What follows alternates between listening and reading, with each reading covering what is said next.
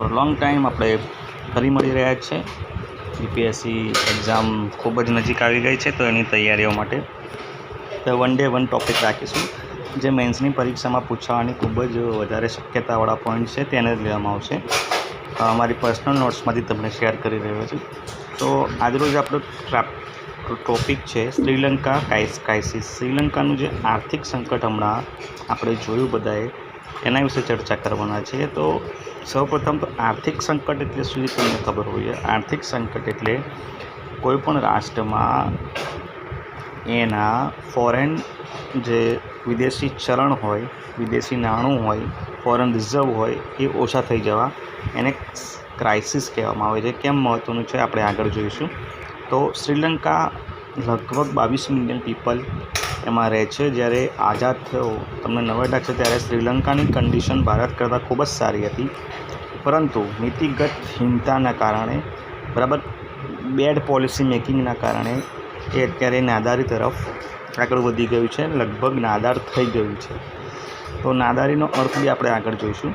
તો economic crisis, shortage of foreign currency, સીધો એનો મતલબ થાય. તો તમે શ્રીલંકામાં કેવી ઘટનાઓ જોઈ કે પાવર કટ થયો 13 કલાક માટે, બરાબર, સોરિંગ ઇન્ફ્લેશન થયું, એટલે ઇન્ફ્લેશન 16%, 17% સુધી પહોંચી ગયું હતું. ઇન્ફ્લેશન એટલે ફુગાવો, કિંમતના ભાવમાં સતત વધારો થયો. Shortage of essentials imports including fuel, એટલે કે જીવન જરૂરિયાતની વસ્તુઓ જેવું કે પેટ્રોલ, ખાવાનું, ખોરાક, દૂધ જેવી વસ્તુઓના ભાવ પણ આસમાને પહોંચી ગયા હતા. એક કપ ચા પીવા માટે તમારે 100 રૂપિયા આપવા પડતા હતા.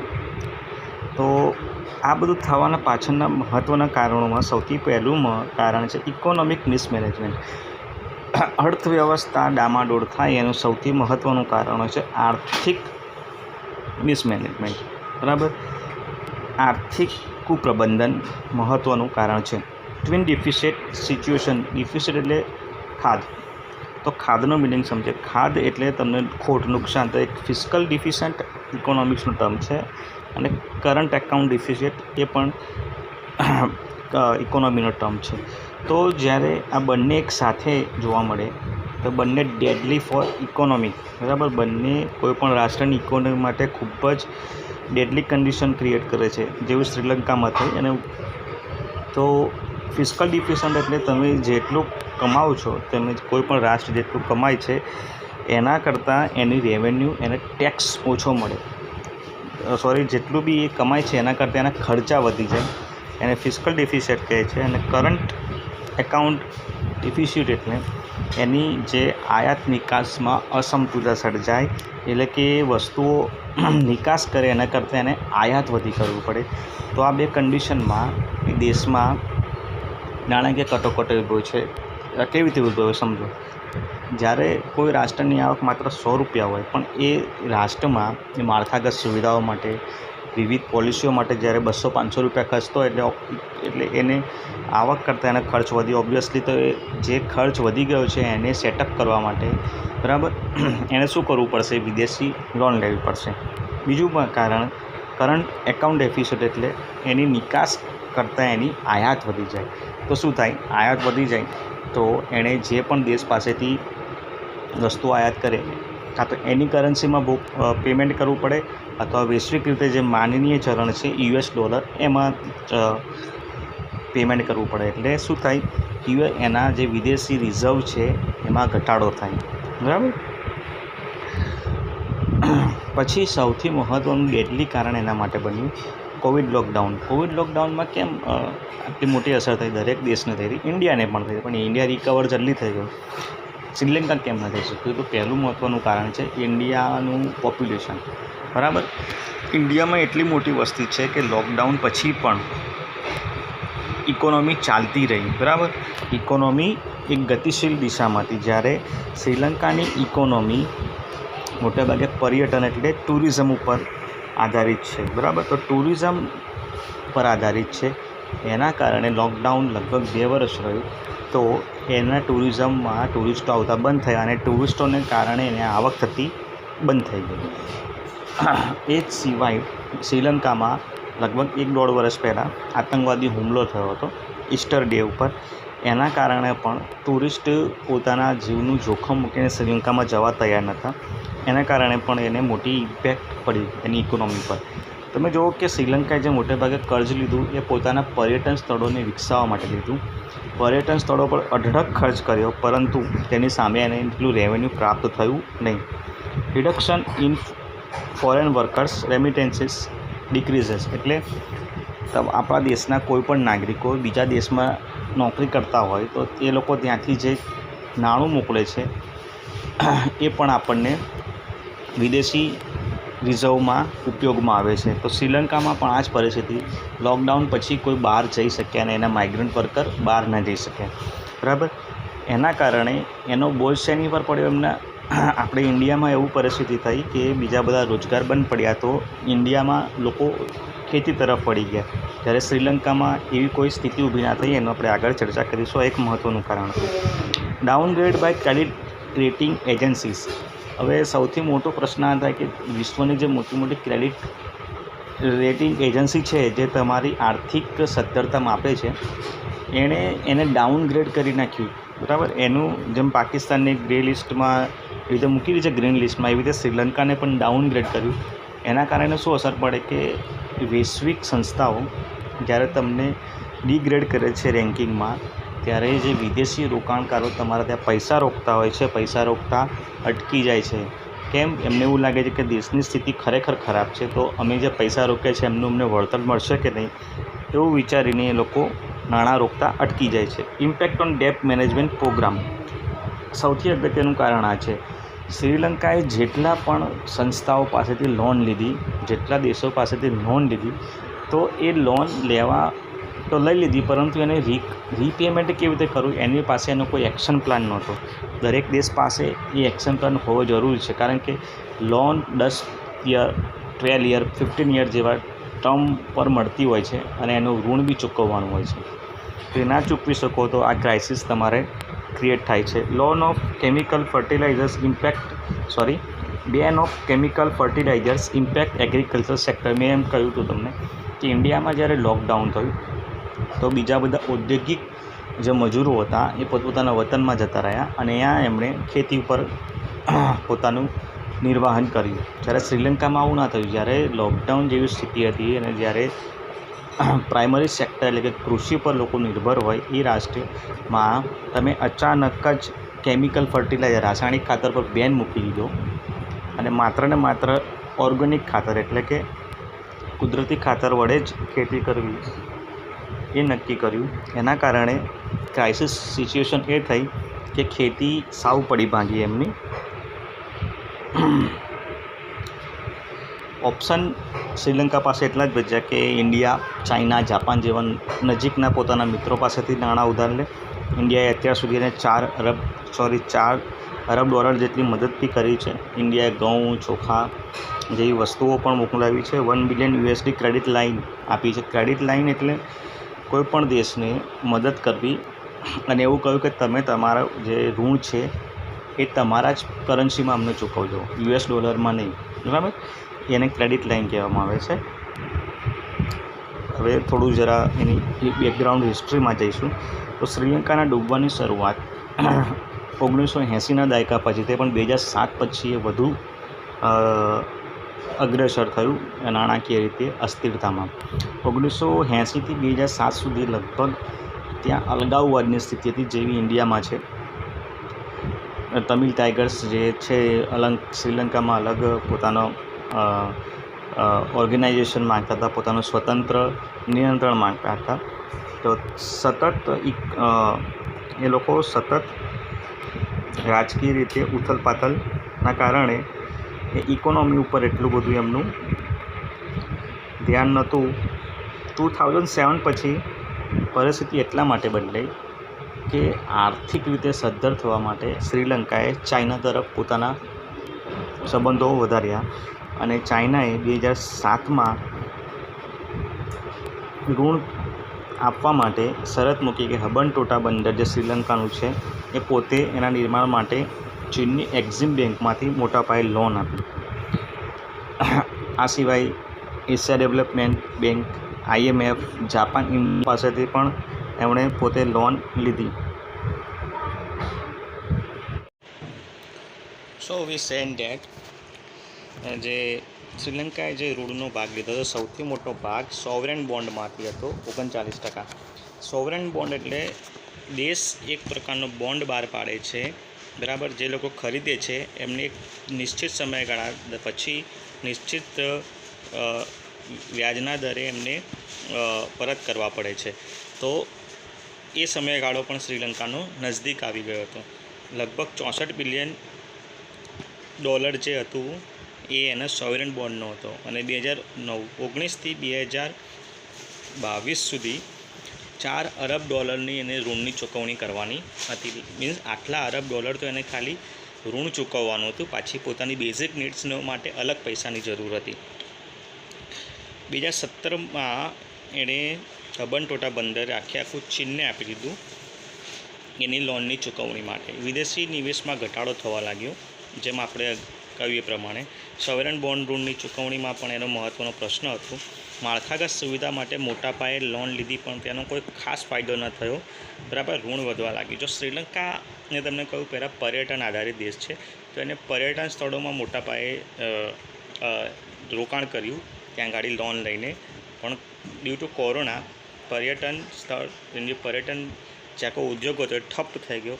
પછી એમને માળખાગત સુવિધાઓ માટે રોકાણ કર્યું, પણ એનો પણ એને ખાસ ફાયદો મળ્યો નહીં. એમણે કોલંબોને હબનટોટા બંદર માટે વિકાસ માટે મોટા પાયે પૈસાનો ખર્ચ કર્યો, પણ એનો પણ એમને ફાયદો થયો નહીં. જો સરકારને ઋણ એટલા માટે લેતી હોય સરકાર કે માળખાગત સુવિધાઓમાં એ વધારો કરે, જેના કારણે એની ઇકોનોમી બૂસ્ટ થાય.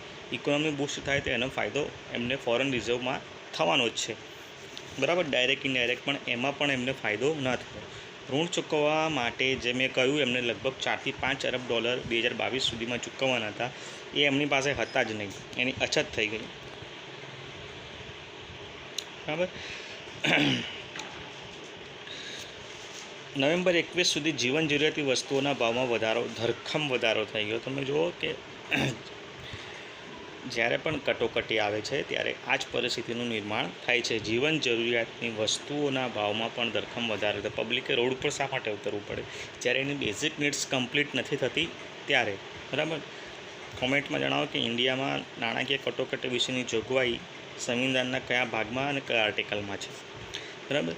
તો અહીંયા જો એમનો વિદેશી મુદ્રા ભંડાર ધીરે ધીરે ખતમ થવા લાગ્યો. કેમ કે વોરના કારણે અને બીજા બધા કારણે ફ્યુઅલ પ્રાઇસ હાઈ થઈ ગયું. શ્રીલંકામાં જે વસ્તુઓનું ઉત્પાદન નથી થતું અથવા તો ઓછું થાય છે તે બહારથી મંગાવવામાં એને ડોલર્સ વધારે ખર્ચવા પડ્યા. બીજી મહત્ત્વની વાત કે શ્રીલંકાની ઇકોનોમી મુખ્યત્વે રબરના નિકાસ પર આધારિત છે, પછી ગાર્મેન્ટ્સના નિકાસ પર આધારિત છે અને પર્યટનના વિકાસ પર આધારિત છે. તો રબરની માંગ ડિક્રીઝ થઈ જવાય, ગાર્મેન્ટ્સ પણ ડિક્રીઝ થયા ડ્યુ ટુ કોરોના. એ એક દેશમાંથી બીજા દેશમાં નિકાસ ના થઈ ગઈ, આયાત ન થઈ શકી, એના પણ એને મોટે ભાગે નુકસાન સહન કરવું પડ્યું.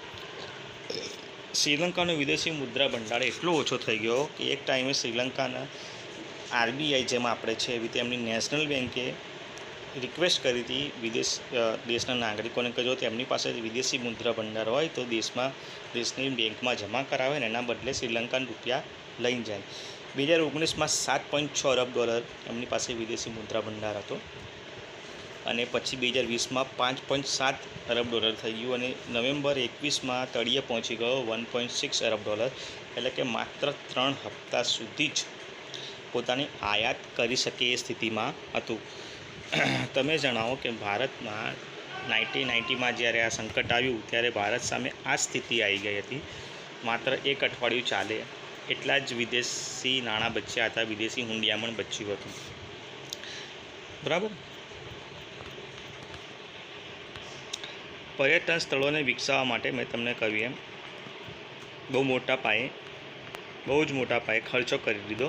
કોવિડ-19 3 વર્ષ સુધી પર્યટકો આવવાના બંધ થઈ ગયા, બરાબર. એના કારણે પર્યટન એનો બેઝિક એમનો ભાગ છે પૈસા કમાવાનો, એમાં જ એમને $4 બિલિયન નું નુકસાન થઈ ગયું. જો કદાચ આ ના થયું તો શ્રીલંકાની ઇકોનોમી સ્ટેબલ હોત. ક્રેડિટ રેટિંગ કંપનીઓએ એનું રેટિંગ ખૂબ ખરાબ કરી નાખ્યું. કંગાળ થવાનો અર્થ આ જ છે કે ક્રેડિટ રેટિંગ કંપનીઓ તમારું ઇકોનોમિક સ્ટેટસ ડાઉનગ્રેડ કરે, જેના કારણે તમારા દેશમાં વિદેશી રોકાણ ઓછું થાય, અન્ય દેશો લોન ના આપે, કારણ કે એની વિશ્વસનીયતા નથી રહેતી એ નેશનની. બરાબર, વિશ્વની નાણાકીય સંસ્થાઓનો તે દેશ પરથી વિશ્વાસ ઉઠી જાય છે. તો એવું નથી કે શ્રીલંકા એકમાત્ર એવો દેશ છે જે નાદાર થયો. આની પહેલાં ઘણા બધા નેશન્સ આ સ્થિતિમાંથી પસાર થઈ ગયા છે.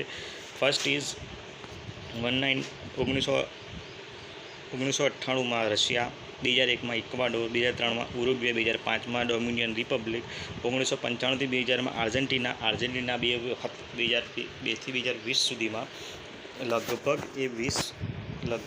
2 વખત, અને 2017માં વેનેઝુએલાને તમે જોયું જશે.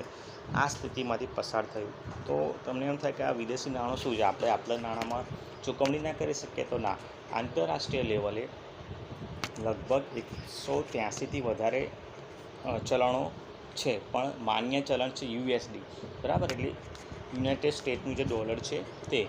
હવે જ્યારે આપણે માન્ય ચલણ છે, એટલે જ્યારે કોઈ દેશને આપણે વસ્તુ ખરીદીએ કે વસ્તુ મંગાવીએ તો એનો વિનિમય આપણે એ જ નાણાંમાં કરવો પડે છે. બરાબર, તો સામાન આયાત કરવા માટે જરૂરી છે, ઉત્પાદન પર એની અસર પડે છે અને રાજસ્વ પર પણ એની અસર પડે છે.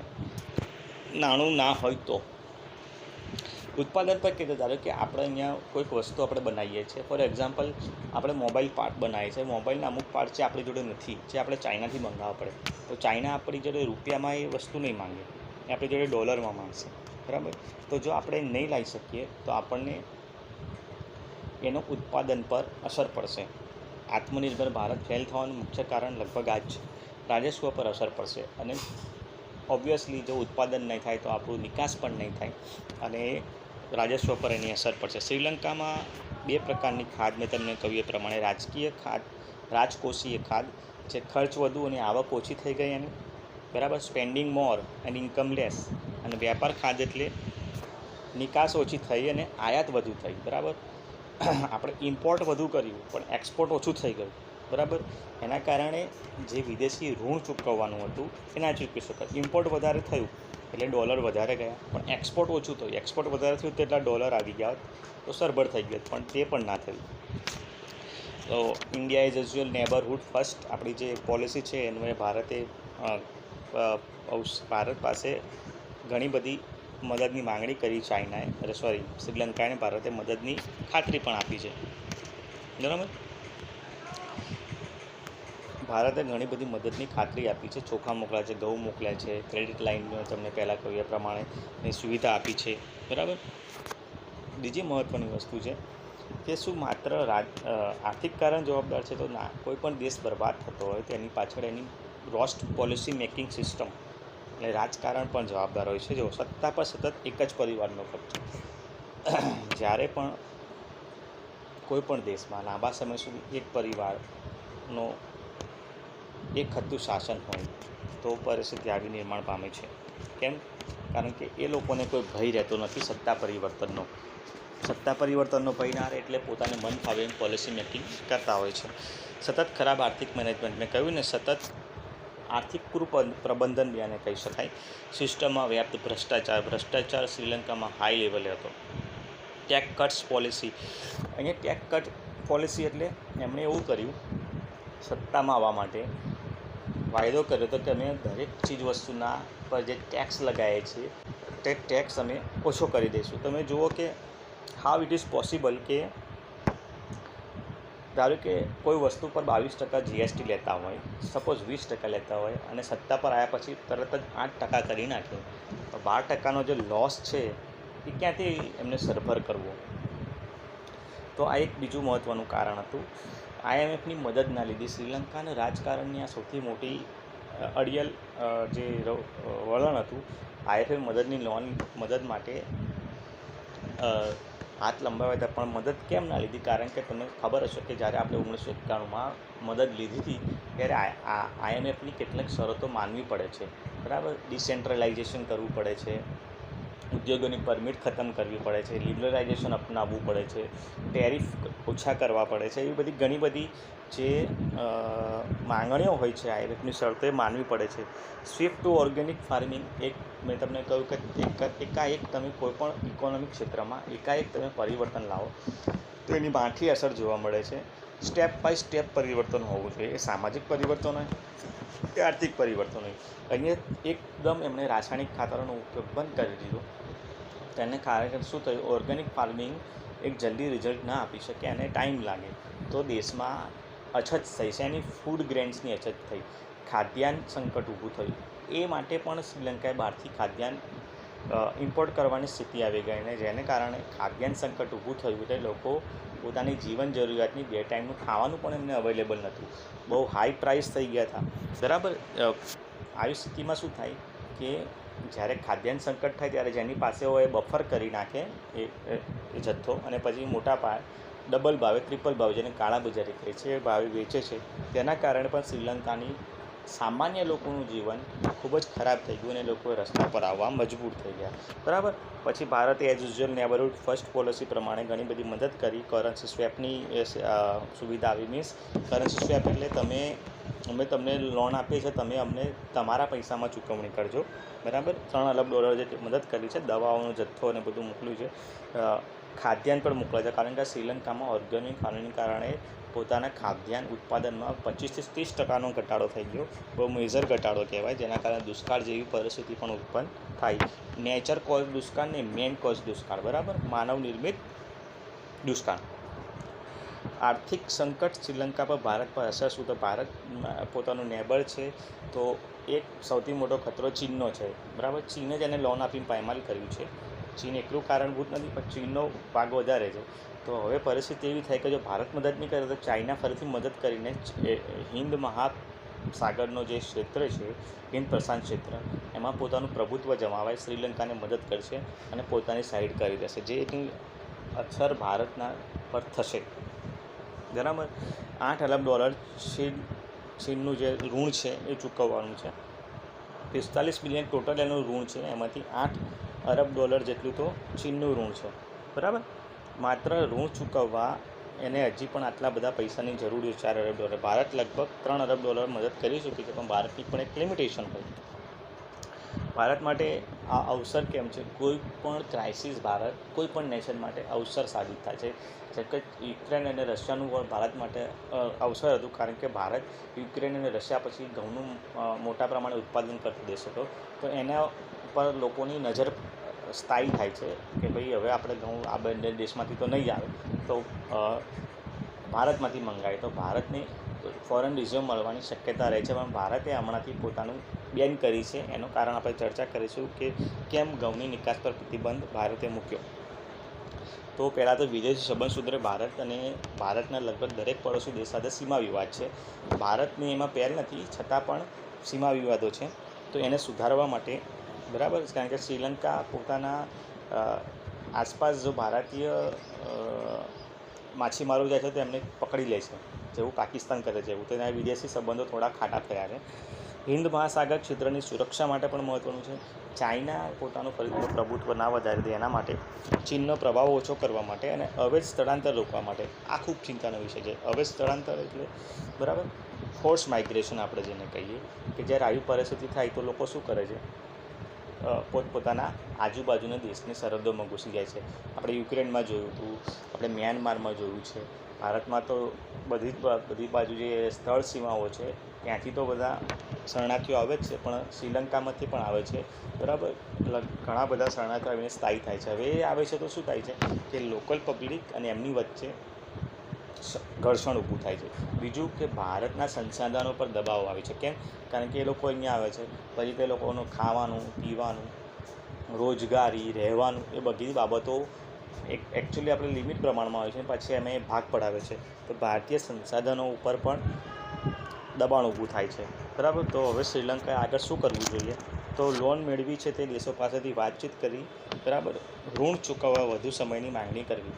અડિયલ છે એનો સ્વભાવ છે, એટલે મીન્સ કે તેના રાજકારણીઓને એ નડ્યો તો નેગોશિએશન કરવું જ પડે અને વધારે સમયની માંગણી કરવી પડે. કેમ કે તો અત્યારે કોવિડ-19ના જેવી મેજર જે ઇમ્પેક્ટ હોય એની ઇમ્પેક્ટ થોડા લાંબો સમય રહેવા કાયમી ના રહે, તો જો ભારત એક અર્થવ્યવસ્થા એક સ્લો મોડમાંથી હાઈ મોડમાં આવી ગઈ, એમ શ્રીલંકાની પણ આવશે, બરાબર. પણ એના માટે ટાઈમ લાગશે. તો જેની પાસેથી ઋણ લીધું છે, જે પછી દેવું છે, એ જ નેશન્સને વાતચીત કરીને વધુ સમય માંગવો જોઈએ, બરાબર. ઋણની ટકાવારી ઓછી કરવા વિનંતી કરવી, આ બી એક પ્રશ્ન છે.